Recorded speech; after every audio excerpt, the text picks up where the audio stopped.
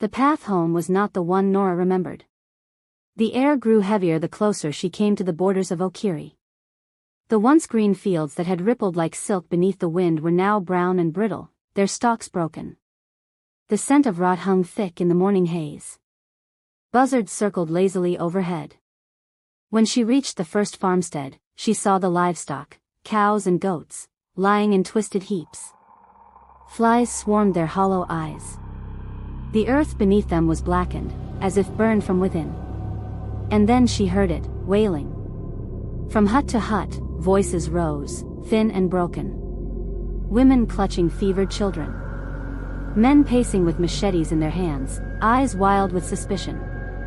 The air itself hummed with fear. As Nora stepped into the village square, heads turned. The murmurs began like ripples on still water. Is that her? She came back. The cursed one returns. A child pointed, his small hand trembling.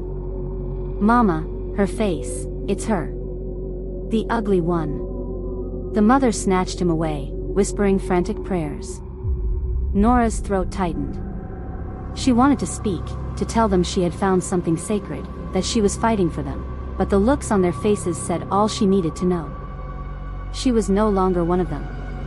The chief, once a proud man who had danced at her wedding, now stepped forward with a limp. His voice was cracked and brittle. What have you brought back, Nora? Look around you. Since you left, our children sicken, our goats die, our men turn against each other. The river itself runs dark. You walked into the forest, and the curse followed you home. It's not me, she whispered. It's Morowa. He feeds. But her words were swallowed by the hiss of the crowd. Lies. She carries death. She walks with spirits. Someone threw a stone. It struck her shoulder, tearing her wrapper. Another followed, grazing her cheek. She staggered back, clutching the golden comb at her waist like a talisman. Please, she pleaded. You don't understand. I'm trying to save us. But the villagers turned their backs. Doors slammed. Lamps were doused.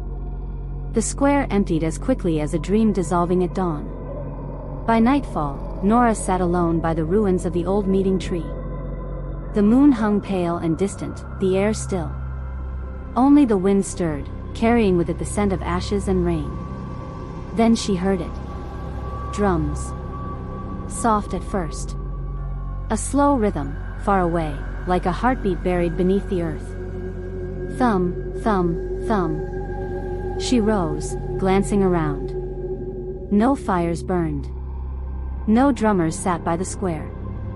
Yet the sound grew louder, closer, until the air itself began to tremble. The ground split with a sigh, and from the cracks rose mist, cold, blue-white mist that swirled like smoke around her feet. Shadows gathered at the edges of the light. Figures began to take shape. They came in silence, yet the drums guided their steps, the dead of Okiri, the forgotten, the buried. Their eyes glowed faintly, their bodies half-formed from ash and wind. Among them, she saw faces she knew, her mother, her neighbors, even the laughing child who had once brought her flowers on her wedding day. They began to dance.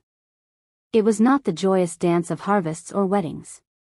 This was slower, heavier, a dirge made flesh.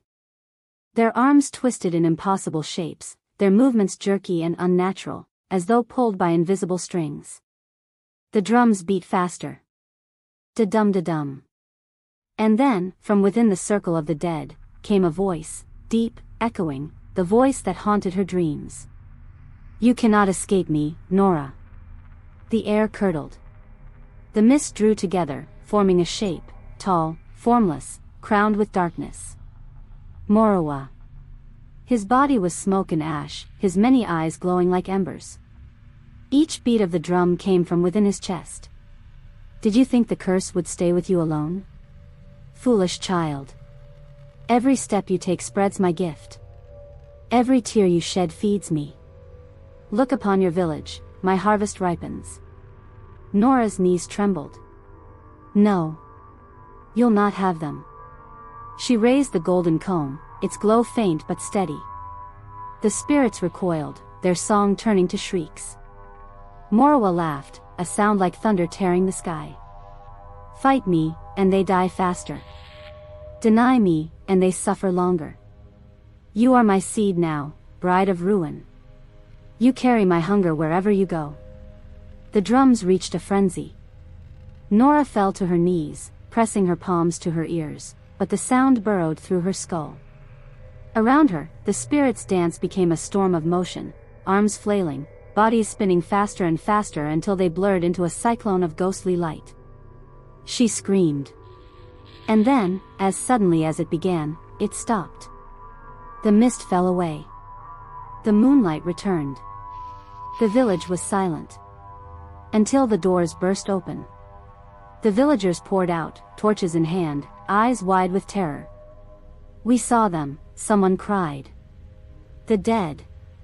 The dead dance with her. She calls them, another shouted. She calls the dead. Before Nora could speak, they rushed her. Stones. Sticks. Flames. Cursed bride. Demon. Bring her down. She ran. Through the fields, past the dead goats and withered trees, her torn veil streaming behind her like smoke. The drums had stopped, but the echo of them beat in her chest, matching her heartbeat. She didn't look back. When she finally stumbled to the edge of the forest, breath ragged, blood on her hands, she turned once toward the village. The torches glowed like angry stars. The voices still carried through the night. Cursed bride.